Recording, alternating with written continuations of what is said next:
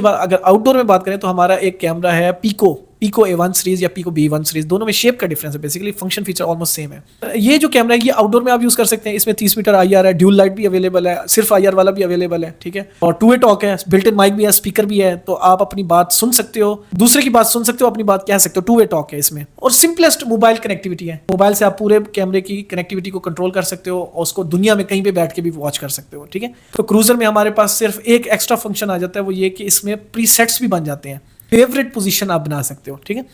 जो pico A1 series और pico B1 में फर्क है, छोटा सा फर्क है, वो ये कि इसके अंदर जो है जो पीको A1 सीरीज है उसका वेब इंटरफेस भी है। वायरलेस कैमराज में पहला वायरलेस कैमरा है जिसका वेब इंटरफेस, जैसे एक नॉर्मल IP कैमरे का होता है उसी तरह इसका भी वेब इंटरफेस है, आप कॉन्फ़िगर कर सकते हो वेब इंटरफेस के जरिए भी। अच्छा, क्या वायरलेस कैमरा के अंदर तार लग ही नहीं सकती? नहीं, ऐसा नहीं है, तार का भी ऑप्शन है, लैन पोर्ट होती है।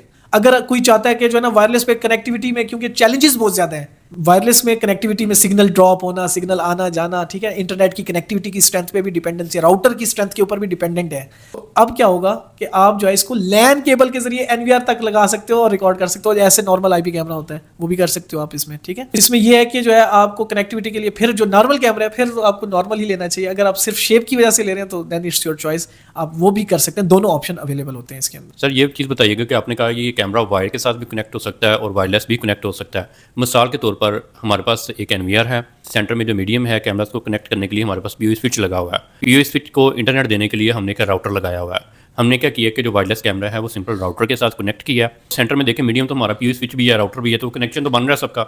वो वायरलेस कैमरा वायरलेस राउटर के साथ कनेक्ट हो गया, देन वो आगे हो गया।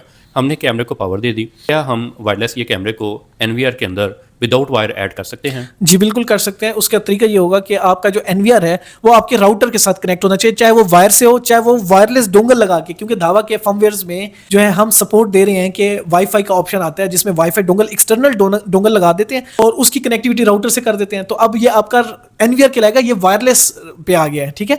तो अब आपका अगर सेम राउटर है दोनों की कनेक्टिविटी के लिए तो आप इसको सर्च कर सकेंगे इजीली और सेम नेटवर्क हो जाएगा, तो आप इसको ऐड भी करा सकते हैं। सिर्फ एक चीज़ का ख्याल रखते हैं, टिप है, जो वायरलेस कैमरा बाय डिफॉल्ट ये होता है आपके DHCP/IP पे, स्टैटिक IP नहीं होता। मतलब क्या इस बात का, मैं DHCP/IP क्योंकि हमने टॉपिक कवर नहीं किया तो लोगों को फिक्स IP का पता होगा। इस कैमरे का IP फिक्स नहीं होता।